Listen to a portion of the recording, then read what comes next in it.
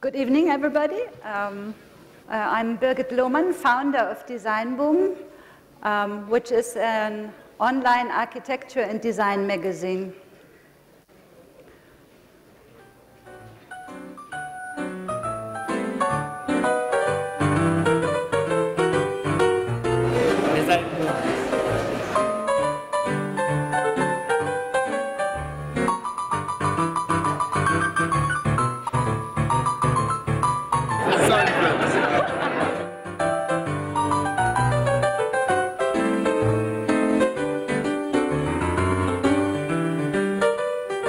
Congratulations, Designboom. 13th birthday.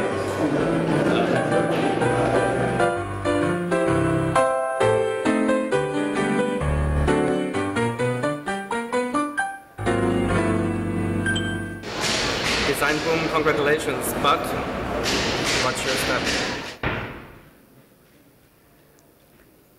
We are online since 1999. Our office is based in Milan, Italy. And at that time, not many people had a computer at home. Computers were used in offices, and they were quite big. Nobody had a portable computer. So we really had no audience at all. We started with, I think, 300 readers. Now we reach 4 million readers monthly. We started with publishing 10 articles a week, which now are 15 articles daily. So the business of online publishing has been very, very quick now in the recent years. And we have many, many other colleagues online who publish in the same field now. At that time, we were the world's first online design and architecture magazine. Now we are many, so we need to have our own content, have our own fresh material, and to be very, very quick. To quickly illustrate you what we do, I show you a movie.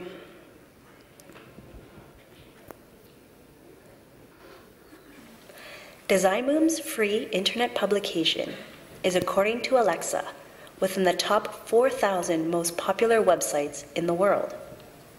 Now let's take a quick look at what we do every day and what it is that makes us the internet's most favorite design and architecture magazine.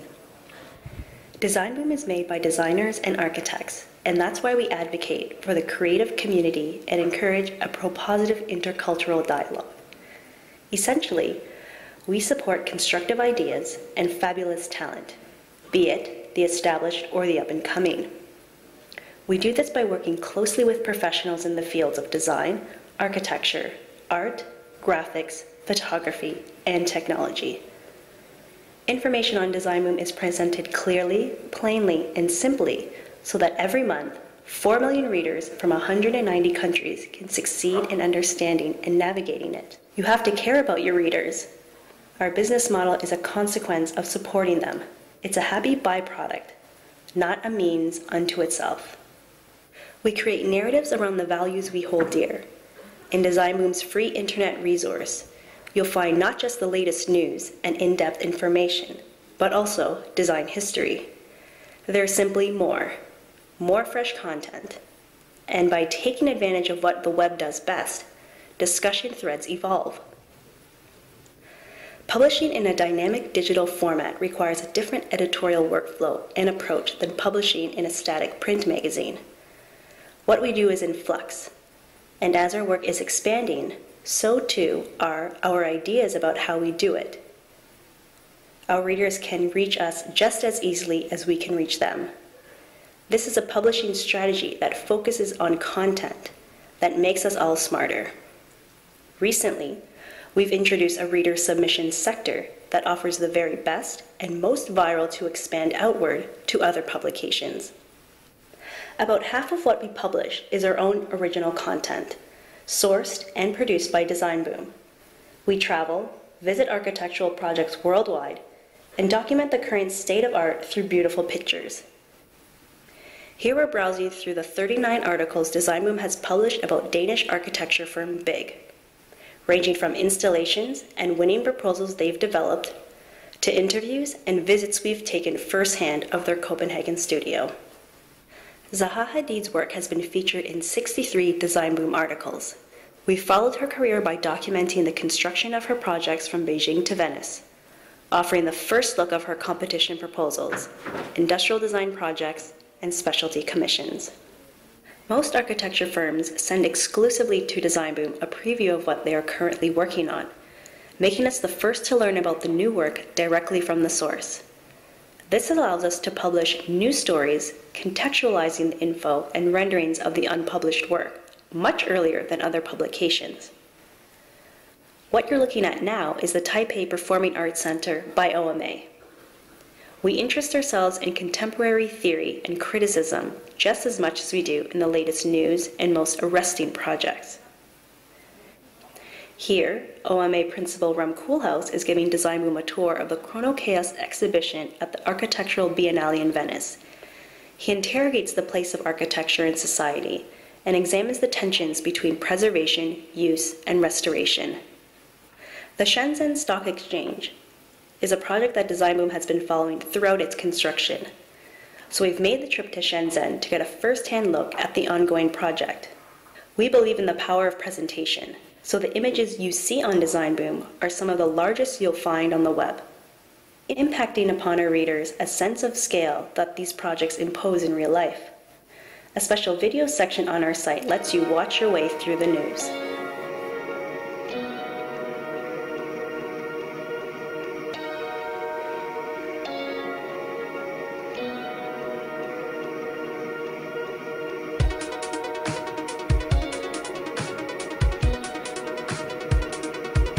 I just want to describe the initial concept. It was a very simple one: a tower, a base, and simply lifting the base.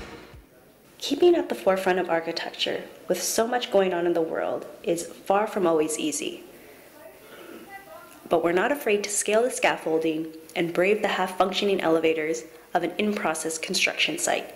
We've donned our hard hats and navigated the maze of steel framework of the Shenzhen International Airport Edition, verifying on our own the impressive speed of building development and quickly growing China.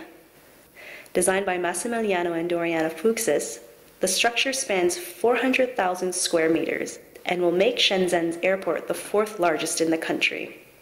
In September 2011, for the first time ever, 6 protagonists of the world of contemporary Chinese architecture met together in a public event in Beijing organized by Designboom.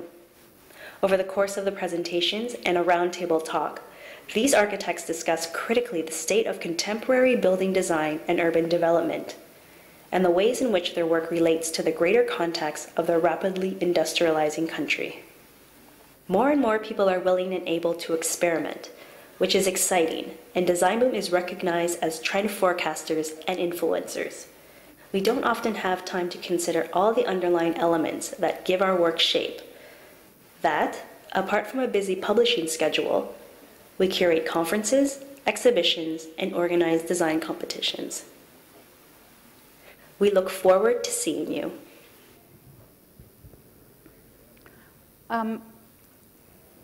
You've seen work of famous architects, and in fact, what is happening in the professional field is very important. And people cannot continue in their creative professions without knowing what has been produced and what's on the way. Another thing is giving voice to young people or to unknown people or to people who changed their profession, who might have excellent ideas but just have no possibilities to tell them to people who could, in a way, help them to develop them further. So one big part of our work is giving voice to those people, and I mentioned before we have a self-publishing system. Designers or photographers or artists or architects can upload their work, and there is a curation sector who chooses the most interesting work out of it and publishes it. So we will have more than 15 articles a day. We will have also 10 articles submitted by our readers themselves. This is a lot of work, and I hope that designers understand that by self-publishing, they give us a helping hand in doing it, because we, on this daily business of quickly publishing, have a limit, of course. One of our most important activities are design competitions, and this is a fact that we started already from the beginning in 1999, and we have done many, many competitions so far with big companies. And I'm so happy when, let's say, a designer from Bangladesh is the winner of a competition of Toyota, or when people meet which are from different cultural fields.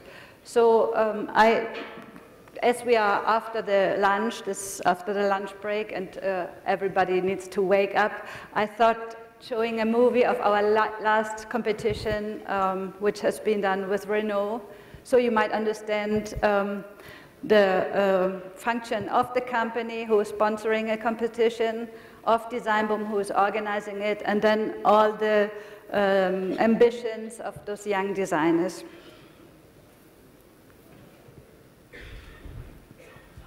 Dreyfus famously asked his designers for a blue jeans car.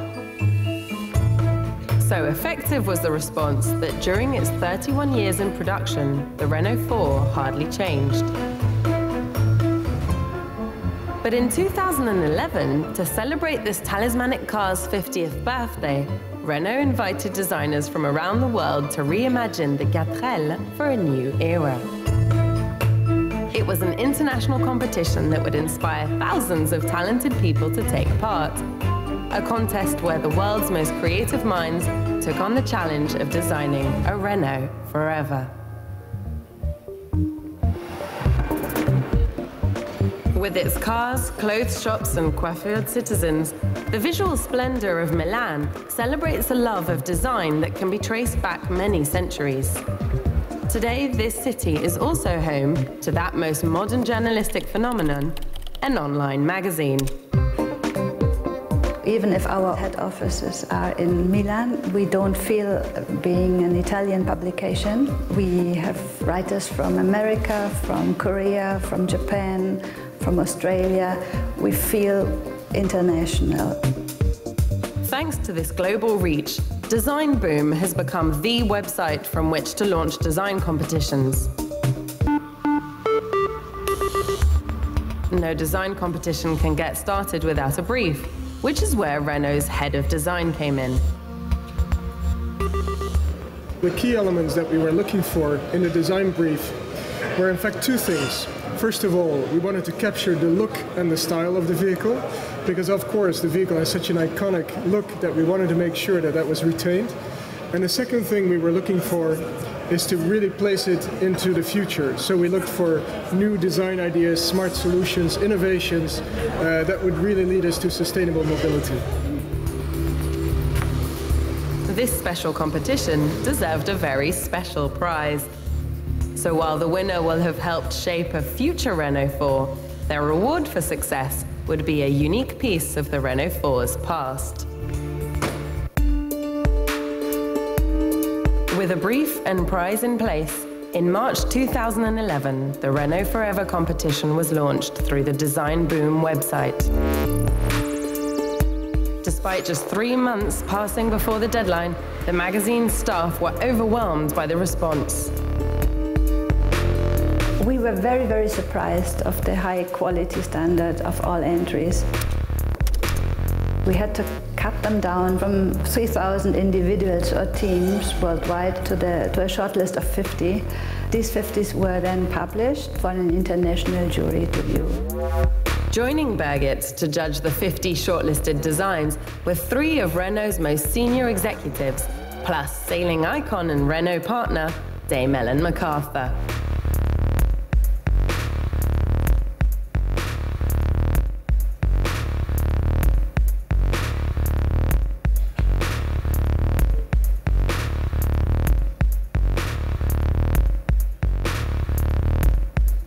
It was absolutely amazing to see all the work in the shapes. Some of them had been hand-drawn, many of them had been done on computers. There'd been so much time spent on it. The jury also included car fanatic and leading graphic designer, Mai Ikuzawa. It was very, very dangerous for some people to over-stylize, maybe making it too masculine by doing too many flared wheel arches, or making it too cute by making it too retro. So getting it right with its original personality is a challenge. I think companies do competitions because they want to get into touch with the unknown. Every jury member did his top 5, and in fact we found many cohesive nominations in the fact, so we kind of whittled it down to 3 quite easily in the end. One of the top 3 prize-winning entries came from a Paris-based team that used their inexperience as car designers to their advantage. D'un point de vue très naïf, on se demandait en fait si la carrosserie quelle était sa place. Est-ce que c'était une place réellement de protection, comme les voitures de nos grands-pères? Donc nous, on se posait la question, voilà, est-ce que cette peau aujourd'hui ne pourrait pas être autrement qu'en acier et apporter d'autres choses? It was original touches, such as replacing a conventional body shell with a photovoltaic skin, that impressed the judges. Lightweight construction, honeycomb structures that, as we know, are the lightest, and then the fabrics that bring back the character of the 61 Renault 4, but in a completely modern way. It's a small detail, but it's important to me is the rear lights. I love the kind of the graphicness of the triangles that make the indicators and the brake lights in the back. You know, every part might not be practical today, but they have absolutely thought outside the box, and they've done something very special, I think.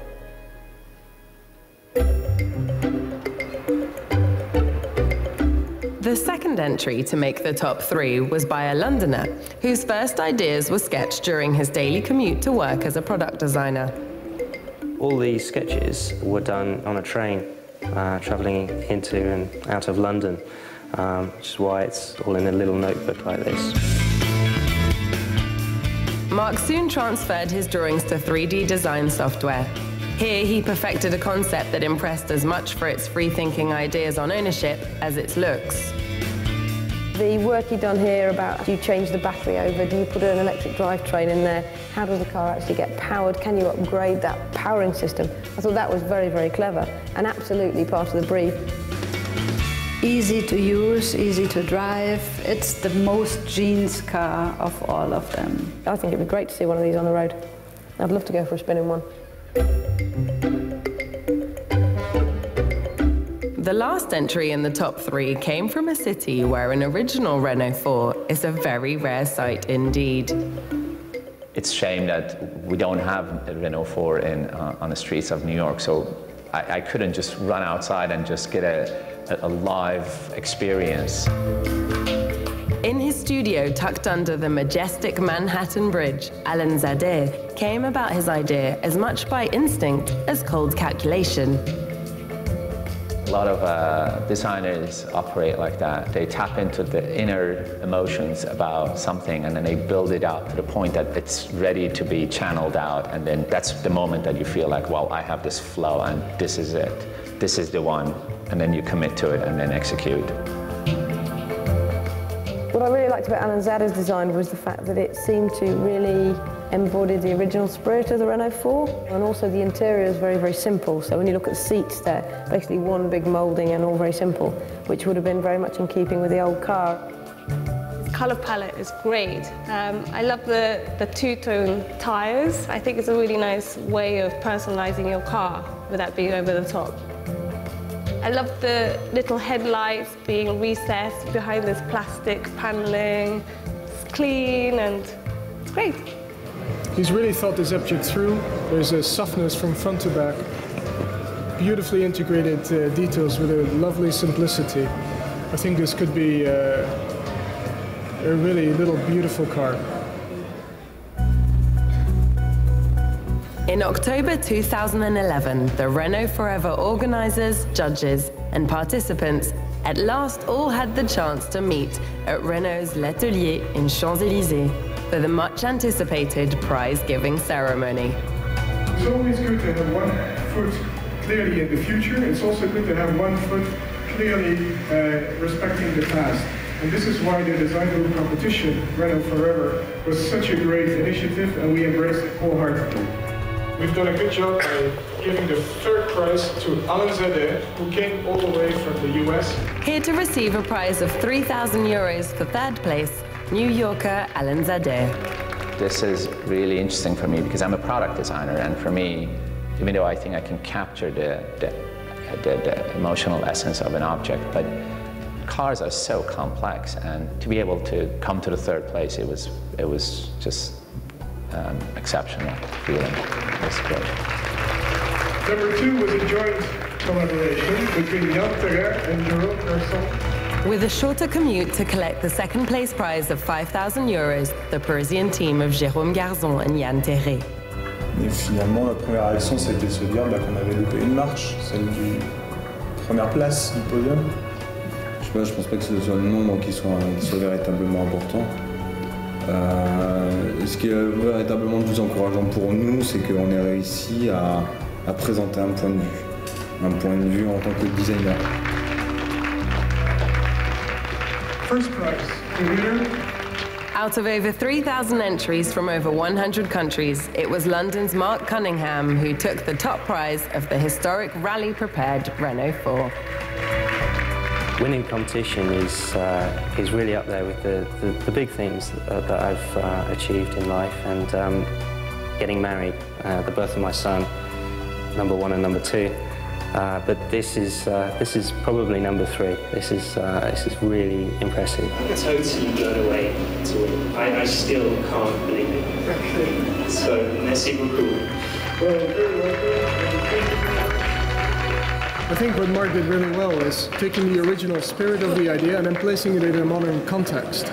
So the idea of buying the car and buying the energy source and being able to exchange it, I think those are very interesting ideas. So I thought he was really onto something, and that made his proposal finally well placed with one foot in the past and one foot in the future. It seems Mark Cunningham may well have designed a Renault Forever blueprint for the future, but for now, thanks to his brilliant work, he can relish the Renault he has today. It feels amazing to be behind a wheel. It's unbelievable, but it's full of character, and I just can't wait to drive it.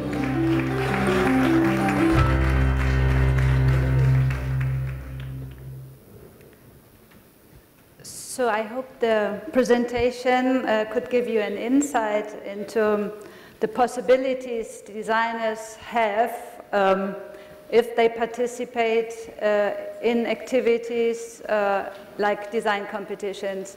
Of course, if you do participate in a competition where everything is kept closed only for an industry, where it's not communicated, and the industry receives 500 entries, let's say, and they only give prizes to 3 and keep the other 497 ideas for themselves, this is not the right way to do competitions.